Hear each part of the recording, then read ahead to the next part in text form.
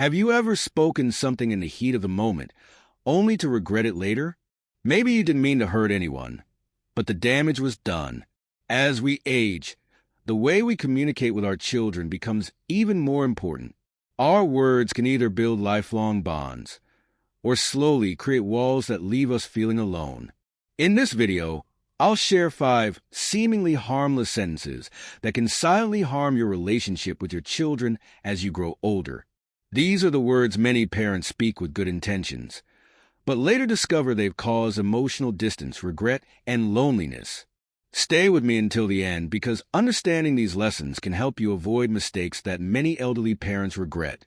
You will discover how small changes in your words can bring lasting peace, love, and harmony into your family. And before we begin, I'd appreciate it if you could like this video to help us spread these timeless family lessons. If you're new here, subscribe and turn on the bell icon so you never miss valuable videos like this. Let me know your thoughts along the way. Comment 1 if you're finding these lessons helpful, and if not, comment 0 so we can keep improving our content for you. Now, let's begin. Sentence 1. I have money. My children don't need to take care of me. There's an old saying, a wealthy parent can give their children everything, except a guarantee of eternal companionship. This simple wisdom holds a truth that many of us only realize too late. Money can secure our future, but it can never replace the warmth of family. I speak from experience. At 75 years old, I've seen both prosperity and loss. When my husband and I were young, we both held stable government jobs. We saved carefully, invested wisely, and felt proud to offer our son a helping hand when he married. We even used our life savings to help him buy his first home. After that, my husband and I embraced our independence. We traveled, explored life, and proudly declared to our daughter-in-law, "Don't worry, we have money. We'll never burden you." We believed we were giving our children freedom. But what we didn't realize was, those very words were slowly building a wall. When our grandchild was born, I chose not to interfere with their upbringing. I thought I was respecting their space. But my daughter-in-law felt abandoned. She hoped for support, but instead, she felt I had stepped away. Neighbors and friends warned me, think about the future. You might need your family someday. But we had a plan, hired help, financial security. We were confident. Then, life took a turn I never expected. 2 years ago, my husband suffered a sudden stroke and passed away. In an instant, my carefully planned life crumbled. I was left in our large, quiet house, surrounded by wealth, but consumed by loneliness. I had money, but the laughter of grandchildren was missing. The comfort of family dinners was gone. My daughter-in-law still held on to the distance created years ago. My son was buried in work. I hired help, but it wasn't the same. Every corner of my home reminded me, money cannot buy love. I remembered my neighbor Grandma Burian's words, rich or poor doesn't matter. As long as my children are together, I'm happy. I used to think she was naive. Now, I understand her wisdom. No amount of savings can replace the embrace of a child. No hired caretaker can fill the gap of a grandchild's laughter. So here's what I learned. Never be so certain you won't need your children. Financial independence is good, but it should never replace emotional connection. Family is not built on money. It's built on love, time, and being there for each other. As we age, we don't just need financial security. We need emotional security. We need the presence of those we love. So, before you say I have money, I'll never need my children, pause. Think about what truly matters in the end. If you're still watching and finding this lesson valuable, comment 1 below. Let's move forward to the next lesson. You know, there's an old saying that always stuck with me. Money is like fire.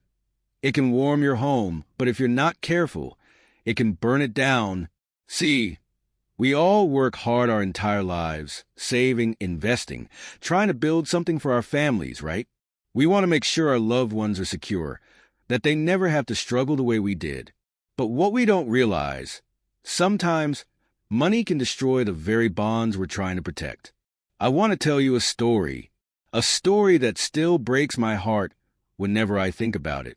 Mr. David Johnson was a simple, hard-working man. He spent his whole life saving every penny he could, making sure his children had the best he could offer. Everything he did, every long shift, every sacrifice, was for them. But as he got older, his health started to decline. That fear crept in, the fear we all face someday. Who will take care of me when I can't take care of myself? So, he gathered his children one day. With love in his heart, he said to them, "I've saved some money for my old age. Whoever takes care of me will inherit it." Now, it sounded like a fair deal. At least at that time, his eldest son, Michael, stepped up. "Dad, don't worry. You'll stay with me. My home is your home," he said proudly. Mr. Johnson felt relieved. He thought he'd secured his future and his family's unity. But life has a way of surprising us. At first, everything was fine. Michael welcomed him into his home. There were smiles, warm dinners. It felt like family. But slowly, things began to change. It started small. "Dad, the roof is leaking. Can you help Lou with the repair costs?" Of course, Mr. Johnson helped. After all, it's his son. Then came more requests. "Dad, my business is struggling. It's just a small loan. I'll pay you back soon." Each time, Mr. Johnson opened his wallet, because that's what parents do. But slowly, those requests got bigger and more frequent.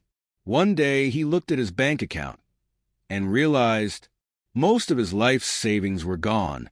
And with that money, the warmth in his home vanished too. Michael's tone changed. The man who once said, "Dad, my home is yours," now seemed annoyed when his father needed help. Doubt crept in. Michael started wondering, is Dad really out of money, or is he hiding something? Suspicion replaced love. The house grew colder.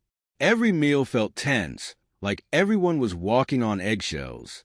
Heartbroken, Mr. Johnson turned to his other children for support. But they had their own bitterness. "Dad, you gave everything to Michael. Why should we get involved?"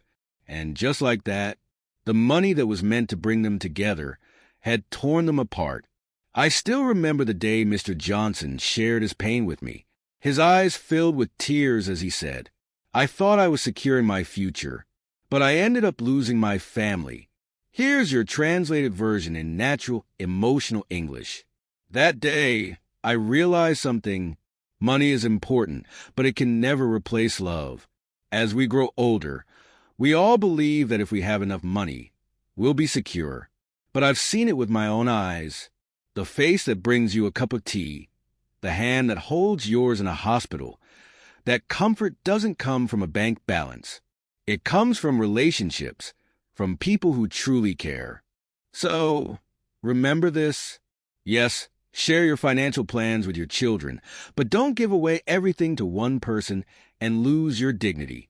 Keep something for yourself, because when the time comes, it's not just your money that will matter, it's your respect and your relationships. And most importantly, never let money become the price of love. The people who are truly by your side, they should be there for you, not for your money. Did this story teach you something? If it did, comment too below and let me know.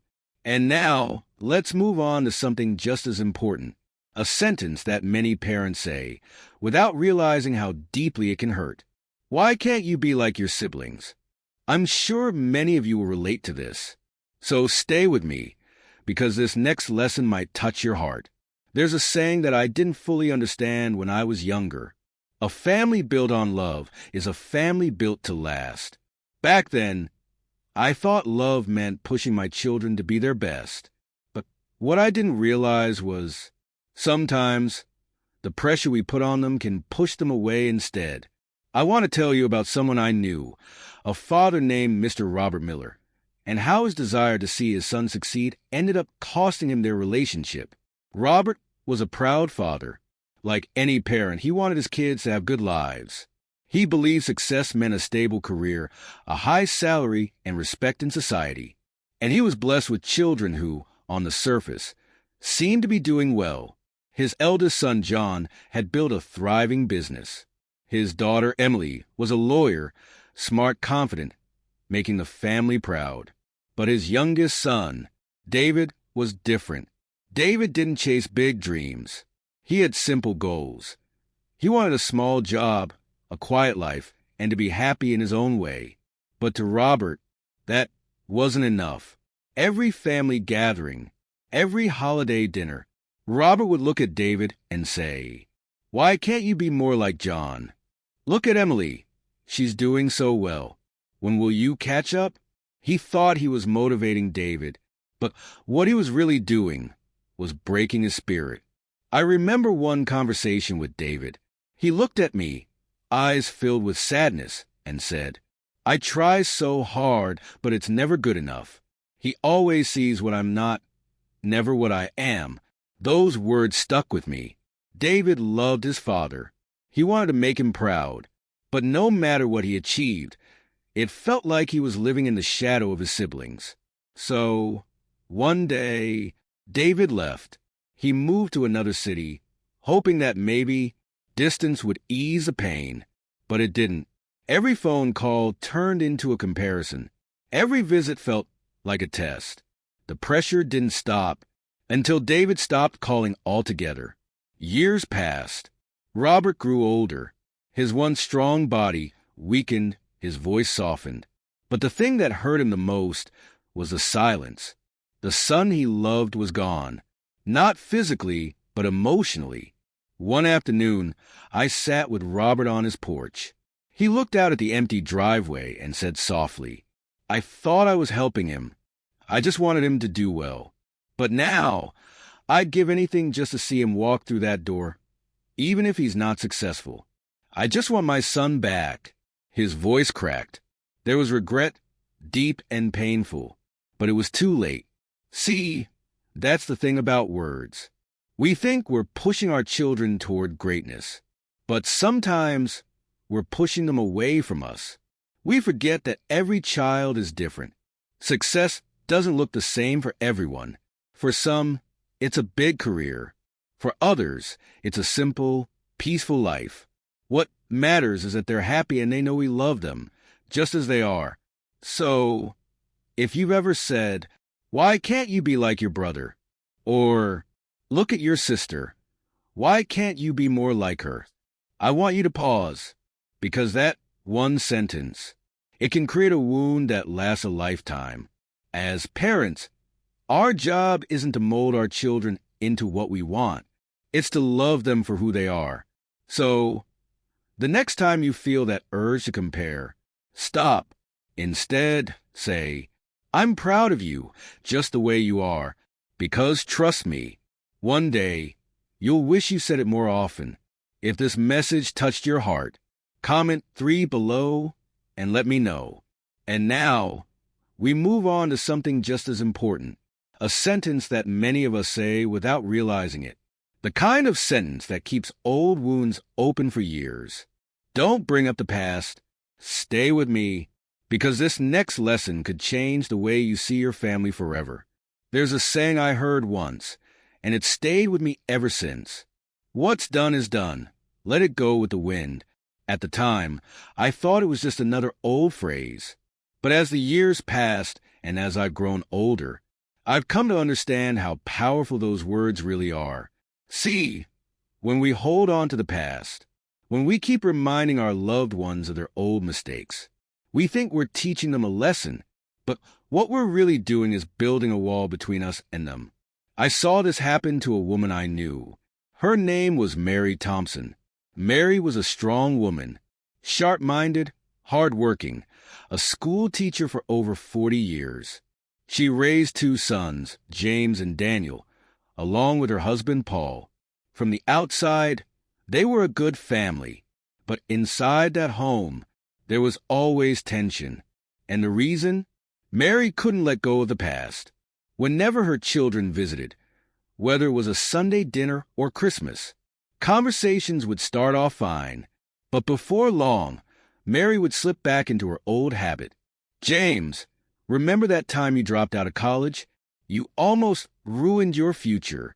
Or she'd turn to Daniel. I haven't forgotten the money you borrowed when you got married. You never paid it back, you know. She thought she was being honest, maybe even playful sometimes. But what she didn't realize was every time she brought up their past mistakes, she was reopening wounds. I remember one afternoon, I was at her house. We were having tea, chatting, and she started talking about those same old stories, complaining about her brother from years ago, reminding me how her sister had once taken advantage of her kindness. As she spoke, I noticed something. Her eldest son, James, who was sipping his tea quietly, suddenly got up. "I'll be outside," he muttered. Daniel, who was watching TV, lowered the volume. Then he left the house entirely.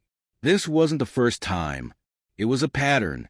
Her children still came, but only out of duty. And every visit was getting shorter and colder. Mary didn't see it, not until life forced her to. One day, she fell seriously ill. She was in the hospital for weeks. Her sons made sure she was cared for. They paid the bills, visited when they could, but something was missing. There was no warmth, no laughter, no deep conversations like there used to be.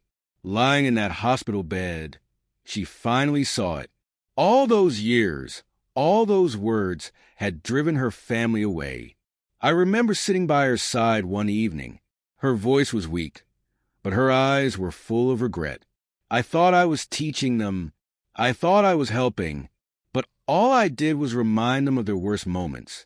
Now I just want to see them happy, and I'm afraid it's too late. Those words, they broke my heart, because I knew she was right. See, that's the thing about the past. It's heavy, and every time we drag it back into the present, we make it heavier, not just for ourselves, but for the people we love. We all make mistakes.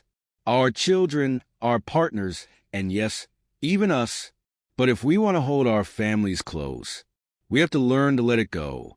The next time you feel that urge to say, "Remember when you let me down?" Stop, take a breath, and instead say, "I'm glad you're here with me today," because, in the end, the past is already written. But the time we have together right now, that's what really matters. If this story spoke to your heart, comment 4 below and let me know. And stay with me, because the final sentence we're about to discuss is one that can cause the deepest wounds of all. Harsh words, words that hurt the people we love the most. Let's talk about it, because what you're about to hear could change the way you speak to your family forever. There's a saying I once heard from an elderly neighbor. A kind word can warm you through the coldest winter, but a harsh word can freeze your heart for a lifetime. At the time, I didn't think much of it, but as the years have passed, and as I've watched families grow apart, I realized just how true those words are. Let me tell you about someone I knew. Her name was Margaret Walker. She was a strong woman, fiercely independent, but she had a sharp tongue, especially when it came to her youngest daughter, Sarah. Sarah was different from her siblings. She wasn't as successful. She didn't have a fancy job or a wealthy husband. She lived simply, and she was happy. But to Margaret, that wasn't good enough. Whenever Sarah visited, it was the same pattern. "Why can't you be more responsible? Your brothers are doing so well. What about you? I'm disappointed in you." Sometimes the words were even harsher, cutting deeper than Margaret ever realized. Sarah never fought back. She smiled, she nodded, but every word chipped away at their bond. Years went by. Margaret grew older. Her health began to fail. And as she lay in bed, weak and tired, Sarah was there, caring for her, cooking her meals, holding her hand. But something was missing. The warmth, the laughter, the love, they were gone. One day, with tears in her eyes, Margaret whispered, "I thought my words would push you to do better, but all I did was push you away. I see it now. Even though you're here, your heart isn't with me. I've lost you, haven't I?" Sarah didn't say anything.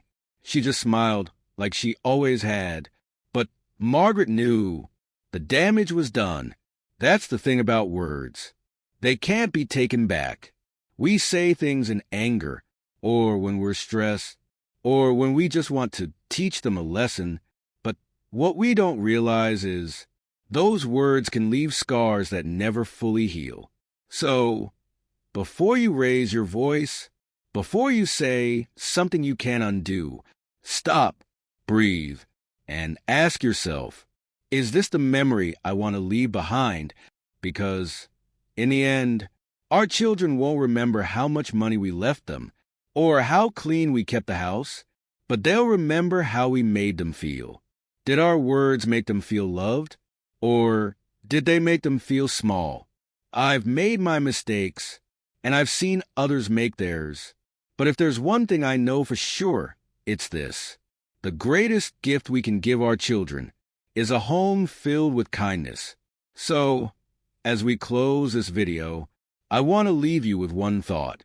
Choose your words carefully, because one day they'll be the only thing your family remembers about you. If you found this message valuable, comment 5 below. Let me know which lesson touched your heart the most. And if this video helped you reflect on your relationships, hit the like button, subscribe if you haven't already, and share this with someone who needs to hear it. Because together, we can build families that last. Built not on wealth, but on love. Thank you for watching. Take care of yourself. And more importantly, take care of those you love. I'll see you in the next video.